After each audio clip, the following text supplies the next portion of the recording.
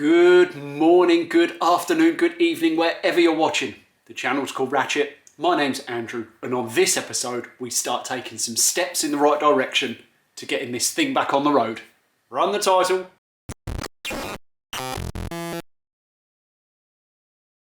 Welcome to the channel if you're new. If you're not, thank you for tuning back in for yet another episode.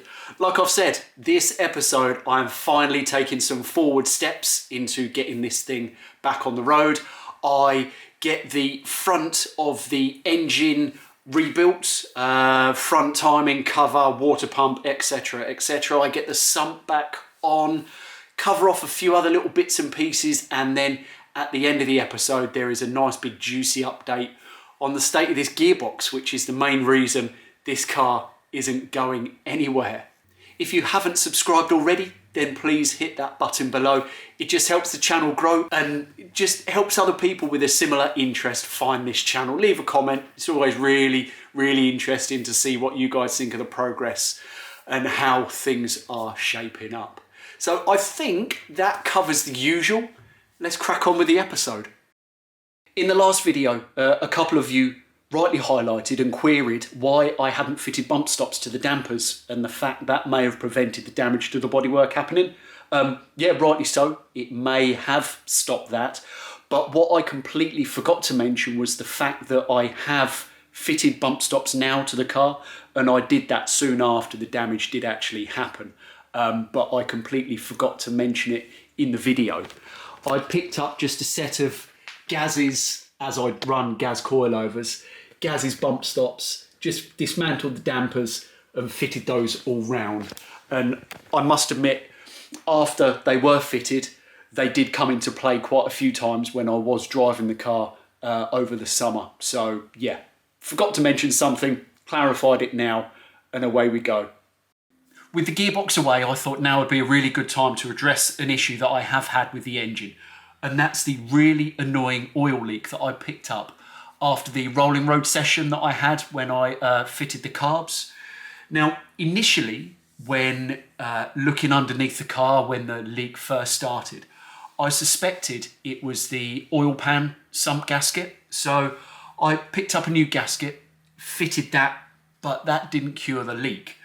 So I thought now would be a good a time as any to get the sump back off, trying to investigate all possibilities. I'm now looking at the front main seal, which I previously discounted. Now, from looking underneath the car with the harmonic balancer on and the sump on, there was no evidence that oil was coming from that front main. But to be absolutely sure, I thought the best thing to do would be to remove the harmonic balancer so I could see the front main seal square on and really have a good look about what is going on there and see if there is any oil finding its way through that seal. So I picked up a very cheap kit from Jeff, I think for the grand total of about £12, and that pulled off the pulley absolutely perfectly. And looking at the pulley itself, I can see a small trail of oil all the way from the back of the pulley all the way to the front. So that does possibly imply that there has been some oil seeping through there. For the sake of it, I am going to replace the front main seal. With my engine being a 1968 block, that means the front seal is pressed in from the back side. So annoyingly, that means I need to take the water pump off and the timing cover to be able to do that. I've started some of the strip down and I plan to check in with you guys once all of that has been stripped off.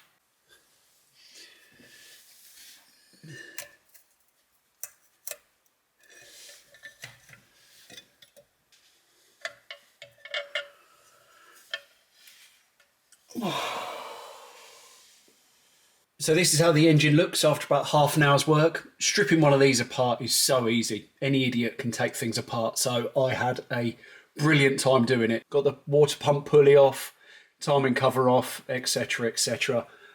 Previously I dropped the sump, so that was out the way. And everything came apart really nicely, just disconnected the coolant hoses as necessary. Coming over to the bench, I've got the one-piece gasket that I managed to destroy when I was getting the sump off annoyingly, so I've got a new one of those on order. Got the sump pan sat here. Here's the water pump. I'm going to redo the backing plate gasket and just give everything a bit of a clean up on there. And here you will see the timing cover. And hopefully the cause of this annoying little weep. So that was the reason that all of this has had to have been stripped off. So all that's happened, I have got a new gasket set on order that includes the front main seal. I've got a new one-piece gasket on order also. So as soon as everything turns up, I can start putting this thing back together and fingers crossed, take care of that leak once and for all. 3 days later. So things are coming on quite nicely. I've had the delivery of gaskets that I was waiting for. Now, I couldn't get hold of the one-piece sump gasket, unfortunately, so I've gone with the traditional cork and rubber four-piece. So all being well, I can get that fitted and sealed up nicely when the time comes. Also, I've had the timing cover set arrive. Now, this comes with absolutely everything, and most of it I don't actually need. I've gone through all of the pieces, and I've got the water pump, timing cover and backing plate gasket. So those are sat there ready to rock and roll.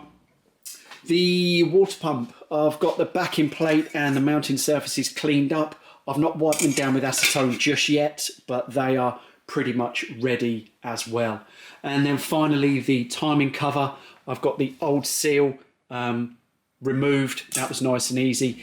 And then I just started looking at fitting or offering up the new seal, and I thought, to save myself a load of headache and stress, I just popped down to a local garage that we've got in the village and used their press to press in that new seal. So that has gone in. So I'm very happy about that. Now, I am absolutely no mechanic, so I wouldn't recommend you guys follow anything that I do. So I'm going to go ahead and fit all of this stuff back to the engine. I found a really good how-to guide on YouTube that I'll link to below, and I basically followed this guy's entire process.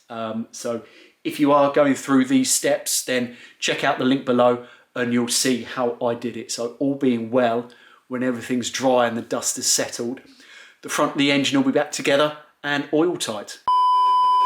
So a couple of weeks have passed since that last piece of video. Christmas got in the way amongst other things, but you'll see that I've got the front of the engine built back up, got the front cover on, water pump, and all of the various hoses and bits and pieces reconnected. So that's the front of the engine reassembled. I've also got the new sump gasket fitted and the sump in place. Now, if it doesn't leak, I'm going to be absolutely amazed. The one-piece gasket was so much easier to fit in situ than this four-piece was. All of the how-tos have the engine on a stand turned upside down so they can just place the four-piece on, you know, and let gravity hold it in place. Whereas even with a little bit of gasket sealer, trying to work underneath the car, trying to get the various little notches for the front and rear pieces lined up and in place was an absolute pain in the backside. So I'm not holding out much hope, if I'm perfectly honest, but you never know. I might be quietly surprised and pleased when it turns out it doesn't leak, but I'm going to keep my fingers crossed on that one. What you will have seen, and I'll spin the camera back round, is the fact that the alternator isn't on. And I will tell you why, because as with everything with this project, nothing's ever complete, and I'm always looking to try and improve and make some changes. So let me show you what I've been up to. During a moment of staring aimlessly at the front of the engine, contemplating the meaning of life, I looked at the alternator and how it was bracketed to the engine. Now, there's absolutely nothing wrong with how it was bolted to the engine. There was the tension bracket bolted to the bottom of the alternator, and then there was a large bolt that went through the alternator with a spacer then into the cylinder head. But I thought it would be nice to try and add a little bit more support to that top bolt. Now, initially, with everything in place, I made myself a very simplistic cardboard template with some key dimensions that I then transferred into CAD, which gave me this much more accurate piece to work off. So I dug out some, I think this is 4mm alley, and fabricated up this. Now it looks lovely and simple. I had to put a step in it that you can see there, so it pulls flat against the face of the water pump housing, and then has the correct offset to pick up the front of the alternator. This has been Scotch Brite as always, and then treated with Nyalic to protect that finish. All that's left me to do now is to get this bolted in place and finish getting that alternator on. And buttoned up here you can see the alternator on with the new bracket, belts tensioned up, and that is the front of the engine, hopefully done and dusted. So I'm pleased with how it's come out, and you can really see here how it's picking up that top bolt. Just really belt and braces approach to the top mounting of the alternator. So yeah, it's a nice little fun project.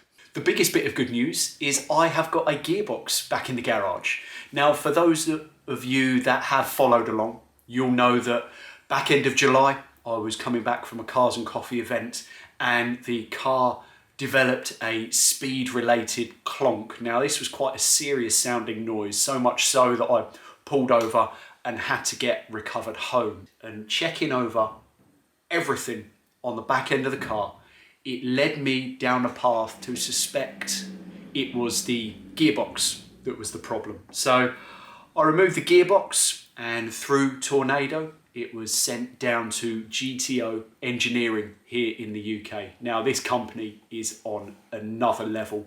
They are a Ferrari specialist. They recreate 250 short wheelbases, TRs and Californias, as well as specialising in rebuilding gearboxes. My little gearbox was in very safe hands. Now, the gearbox was stripped apart.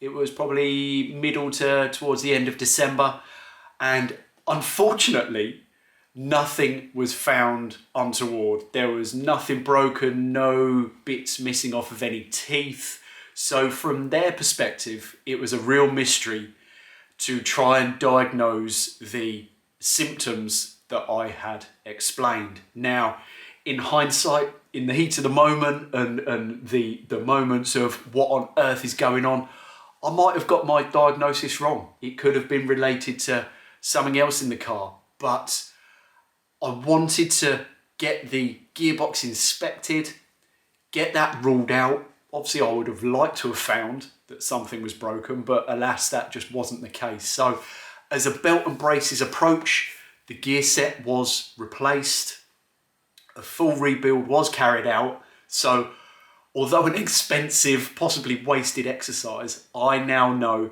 the exact state of this gearbox. Obviously, as you guys know, I bought this car built.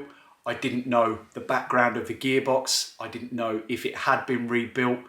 But now I know for absolute certainty it's been rebuilt by one of the best in the business, and there is absolute confidence that whatever the noise was, it isn't now to do with the gearbox, should it still materialise when the car goes back on the road.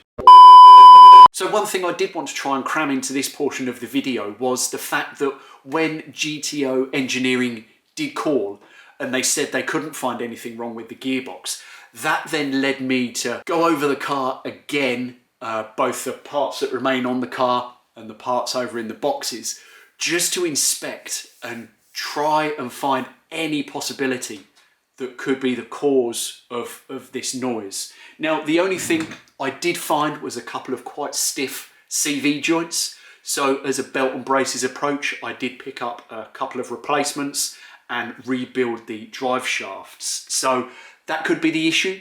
I hope it is. Whatever it may be, you know, I'm trying to cover off all bases to end up with the result that I need, and that is having a fixed car that sounds the way it should do. So yeah, there you go. Just for transparency and just to follow along my thought process, I am trying to delve into every possible cause, every possible option that has led me into this position.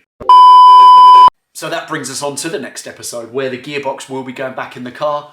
Got the clutch to reassemble, get that back on, gearbox, exhaust, all of the other ancillaries, get some coolant back into it, and fingers crossed, all being well, get the thing fired back up and take it for a little short test ride just to see if this noise is still here. Tune in for the next one. It could be a success or it could be a complete disaster. Up until then, I'll catch you next time.